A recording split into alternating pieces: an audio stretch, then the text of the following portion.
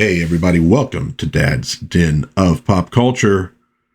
Justice League Monday, boy, we're getting close. We have a couple issues here from December of 1990, so we're also just about done with the year 1990 in the Justice League comics. Of course, these are cover dates, so it probably was actually showing up a few months before that, but we'll work off cover dates here to keep it easy for ourselves. We have Justice League America at number 45 by Giffen, DeMatteis, Hughes, and Rubinstein. And we have Justice League Europe. Looks like they're doing a little bit of shopping there. Number 21 from, here we go, Giffen and Jones, Rogers, and Rubinstein. So Rubinstein getting a lot of work done for December of 1990. So let's take a look at these. A Fool in Love. Okay, which one of them is the fool?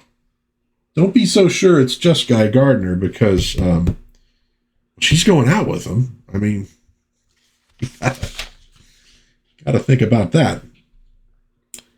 So we begin with Elron helping B do a little bit of shopping, doesn't understand what the interest in this is. The charm of it is it's an acquired taste, which I acquired a few minutes after I was born. So while that's happening, in Maxwell Lord's office, Oberon is letting him know that he needs to take a leave of absence. He wants to help Scott get his life back, to normal somewhat. And Max is like, oh, dude, please, don't. I can't do this without you, man. You've been here pretty much from the beginning. He's like, look, I haven't come to any final decisions. Let me think it over a while more, okay? Take all the time you want. And then, damn. So he's losing somebody who is very important to him and very important to the league. And as he leaves and he's thinking about, what he's going to do with his life, he's seeing Blue Beetle try to explain Mr. Ed to Light Ray. I got to be honest with you, Light Ray. Mr. Ed is awesome. It's friggin' hilarious. And if you don't understand that, I'm just not that impressed with the New Gods. And then Guy Gardner, never, ever, ever again. Oh, come on, Sweet Cakes. Don't call me Sweet Cakes. Never again. Do you hear me? Never again. Oh, come on, babe. It wasn't that bad. Two roosters pecking each other to death, and you say it wasn't that bad.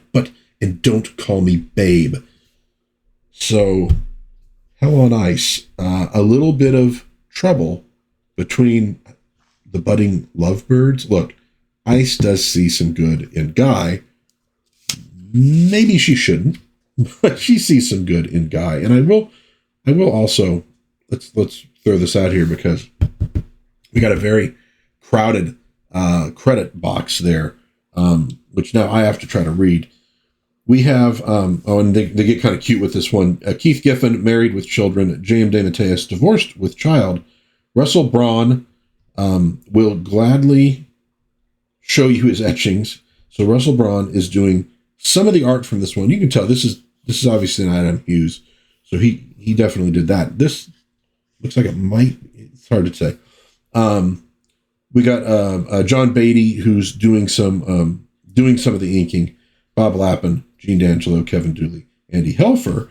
But in here it says, assisted and abetted by Adam Hughes, Jose Marzan Jr., and Malcolm Jones III. So it looks like they had a few people doing art on this particular issue.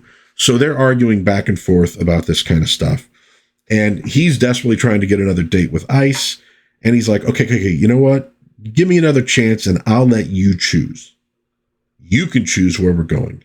Cross your heart and hope to die. Cross my heart and hope to die. So she decides to go on another date with him, and B cannot believe it. You notice she's putting on something a little, not sexy, a little more her style. Obviously, she's kind of a little more shy, a little more reserved. But where they happen to be going is, and they call it the Ice-capists, because Ice-capades is actually, I think, a trademarked term, but they're going essentially to the Ice-capades. Guy is not real thrilled about going to this thing.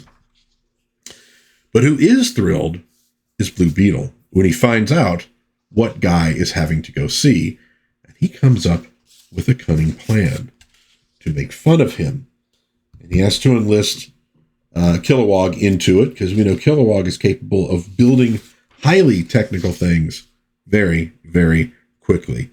So we're getting their various little shows. Here we have people in teddy bear costumes and showgirls, and he's just like, oh my God.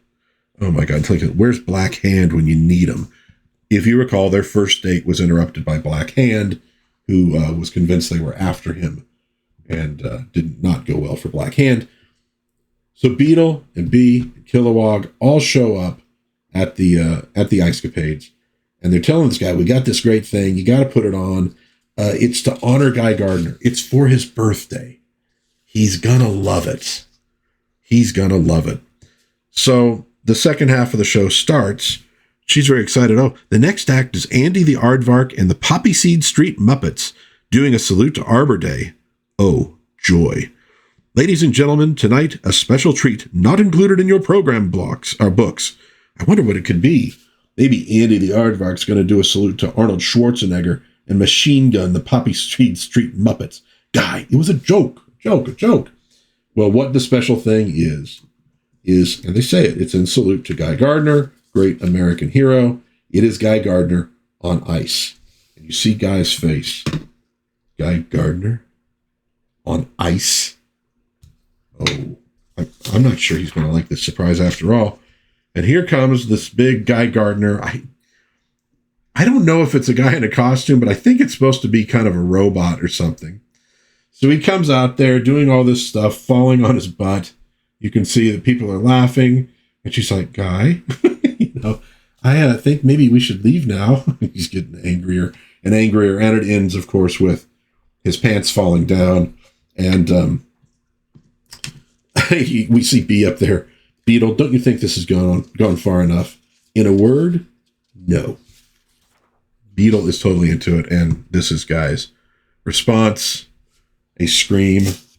Back to the Future 2 and 3 video games. Very cool.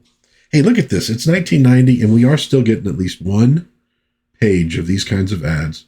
Great teen physique and Atlas body in 7 days. We got comic books. Have fun drawing superheroes. Hercules-sized arms. There you go. Maybe those are probably the ones that are inflatable or something. Will they get back? I'm a little worried about him. He's been like that ever since. Oh, Bee, it was horrible. He just let out that blood-curdling scream, and then what? Then that. So basically, he's just sort of frozen in anger. He doesn't know what to do. And she's telling him, have I told you how proud I am of you? You handled yourself so well tonight. After you were done shrieking, are you sure you don't want some tea? Some herb tea? I guess not. So she's trying to say, look, I'm so proud of what you've done. You held your temper in the whole time. And he finally gets into his room and he's like, you know what? She's right. This will probably be better in the morning. I just need a good night's rest. And what is left in his bed but the giant Guy Gardner, I don't know what to call that, costume. And then we see Beetle, Kilowog, I know it was you slimy. I used my power ring to check the dummy out, and it's got your stink all over it. So Kilowog and Blue Beetle are basically hiding on the roof while Guy Gardner storms around trying to find them. Orion is awoken from his sleep, I guess, or what is it? Are we under attack? Cool your jets, Orion. It's just Gardner being his usual charming self. That dog. How much more of this are we supposed to take? What are you complaining about? You've only known him a few weeks. Me? I've had to put up with him for... Save your breath, little man. I have work to do. Little man? You don't find me stooping to name calling ugly. Gardner, what do you want, nitwit? Okay, so he runs up there now to get into a fight with Guy Gardner as well. And that's pretty much what decides it for Oberon. Scott, I'm coming home. And off he goes. He's like, you know what? I'll call. Maybe I'll send a telegram. But he's out of there. Is he going to come back? Maybe he's going to come back. We'll find out. Or maybe we won't if he comes back after issue 52. Point is, next issue, General. Glory. Remember we teased that, I think, last week with the Beefeater issue in Justice League Europe. We are going to meet General Glory, the Forgotten patriotic hero of DC Comics. Absolutely nothing like that Captain America guy over at Marvel. I'm sure it's not meant to be a parody of him at all. Blood, sweat, and tabloids. So we have another transitional issue for Justice League Europe, and in particular, they're now moving to the London Embassy, what with the Paris Embassy being destroyed. And there's a few other changes. Catherine finds out that Maxwell Lord is putting her in charge. Now, Captain Atom is still going to be the field commander of the team when they're out fighting, but Catherine's now going to be calling all the shots and dealing with everything. And she's kind of like, oh, Captain, like, how do you feel? Feel? How do I feel? I'll tell you how I feel, Kath. I'll tell you how I feel. I feel like a 16-ton weight has just been lifted off my shoulders. He is thrilled that he's not going to have to herd these cats anymore. Oh, look at that. Dungeon. Have a monster of a good time. So good. So good. Such great art back then. And so what we're going to see in this issue is pretty much the different members sort of, finding their groove in this new embassy. So it's almost like a reintroduction to the team for folks who maybe have just been picking it up.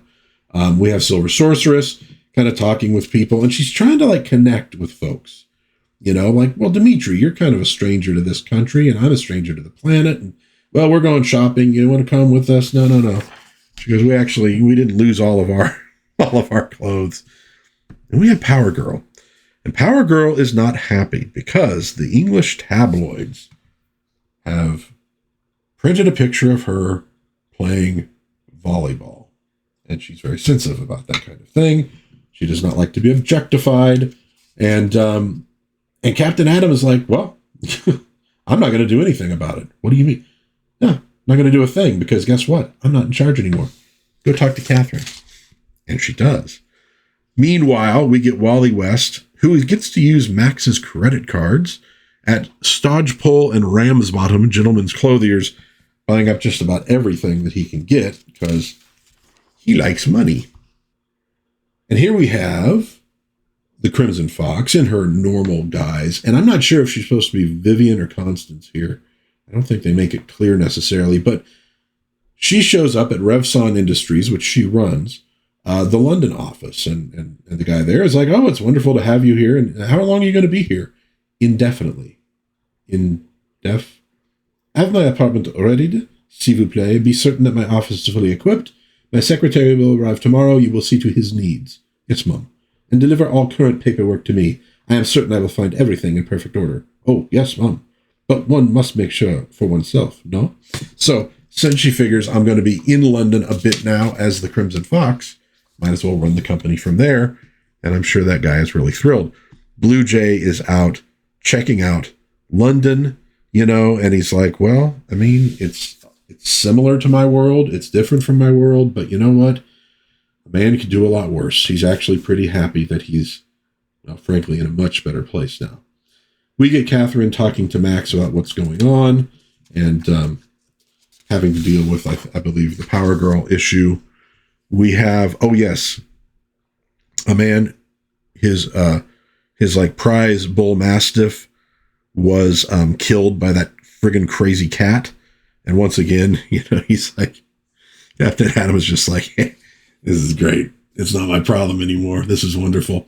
Metamorpho goes to get some clothes. The woman wants to measure. He's like, look, I gave you my measurements. Oh, yes, but we must get it right, and takes his hat off and sees his face. And she's like, okay, that was a 48 top coat and a 7 3/4 hat. And now you got it. So he's trying to save her the trouble of seeing what he looked like. And by the way, we do also find out in this that that Michael and his wife were all sacked. So they're no longer at the embassy. Doesn't mean they're gone from our lives forever, but for now they're sacked. Inspector Camus in Paris, delighted the League is gone, is finding out that he has now been put in charge of this, for Interpol, I believe it is, of their like superhero task force. And he's going to be living in London as a liaison with the Justice League. Not thrilled. And so we get Power Girl and we get Captain Atom out doing some shopping, standing here waiting for traffic to, sort of slow down so they can cross the street. And they're chatting the whole time. And she's going, you are being kind of a turd to Catherine. He's like, yeah, I took it too far. I know. I shouldn't be delighting in her problems right now. Sorry, just had to get it off my chest. He goes, and I'll buy something nice for you to give her. This is Power Girl saying this, although they sort of make it look like he's saying it. I'll buy something nice for you to give her, a gift, to apologize for being a jerk. Great, thanks, Kara. My pleasure, Cap. But this traffic is awfully heavy. How are we supposed to get across? And that's when they notice, or maybe they don't notice. They'll notice in a moment. Before they notice, though, we got Silver Sorceress now trying to chat with Kilowog because, again, he's from a different planet. They're from a different planet. And Kilowog's just like, yeah, I got work to do. He doesn't really want to talk about it. He doesn't care. We find out that Mitch Wacky, remember him from the other world, who sort of created the robots who would become the extremists? Not that he knew. He's basically a Walt Disney. He's left. He just up and left the embassy. And he bought himself a ticket to Orlando, Florida. Are you planning to take in Disney World? You could put it that way. So Mitch Wacky is going to Florida. And this is when they finally notice, there's a pedestrian subway. Are you in the mood to feel stupid again? Oh, sure I am. Aren't I always? Okay. So they finally realize, that you're supposed to go underneath the street, not across it. Well, we're gonna tie up this first day in London, with Catherine going through the files and purging some records. Here's one we can do without. She never even had the courtesy to inform us that she is no longer interested in participating. So purges Wonder Woman. Poor buddy. I suppose that we can close your file out as well. Yeah, Animal Man, of course, went into very weird places. Maybe I shouldn't say weird, but became a much more serious comic book. He wasn't really cut out for the Justice League, and he left as well. And she's interrupted by Captain Atom, who shows up apologizing and gives her this gift that Kara got. And she goes, oh, no, truly, this is so sweet. I certainly never expected this. It's lingerie. Dude, Kara knows. And she's trying to help things along a little bit and probably also trying to embarrass Captain Atom just a little bit, too. Well, Captain, this is a sight of you I'm happy to see again. Merci, mon capitaine. I'll get you for this, Kara. I'll get you for this. Then we flip to some dude with a flat top. Kind of looks like the guys that were dealing with Tortellini last issue, to be honest, although he might not be connected to them. We'll find out. Looking at this, that the Justice League Europe moves to London. Blast it all. Just can't count on anything anymore. And here he is in this black car. Again, kind of looks like the dudes who were dealing with Tortellini, trying to get the down low on the Justice League, realizing that, well, we had everything planned for the embassy. Now they've moved. We're just going to have to be patient. Maybe we'll catch a break. They're going to figure something else out. Next issue here, kitty. Okay. So again, we did some pretty heavy stuff with the League, with Despero, with the Extremists. We're getting some funnier issues now at this point as we're rounding out the wonderful year, 1990. It's a big year for me. Another date for Guy and Ice, advancing those characters a bit, although maybe not advancing Guy as much as everybody'd like. And again, we're doing character work in Justice League Europe. We're sort of getting to know them again as they adjust to getting into a new place. But we're starting to, throw in some stuff that's going to be bigger stories as we go forward. That's how you do this stuff. Little hints, or you do some sort of villain of the month, or kind of funny issues, or, relaxing issues. And then you ramp it up a little bit with the next one. Then you get a big arc, and then you slow it back down again. it's a great way to make comics. And I don't know, maybe they still do. I don't read the new stuff, but they knew what they were doing back then. So Justice League America number 45, Justice League Europe number 21. Let me know in the comments what you think of these ones. If you enjoyed this video, please give it a like, maybe subscribe, maybe share with a friend. That would be very groovy. But I will end with God bless everybody. Please be kind to one another. Have a little bit of fun out there. And I will hopefully see you again soon in Dad's Den of Pop Culture. Bye-bye.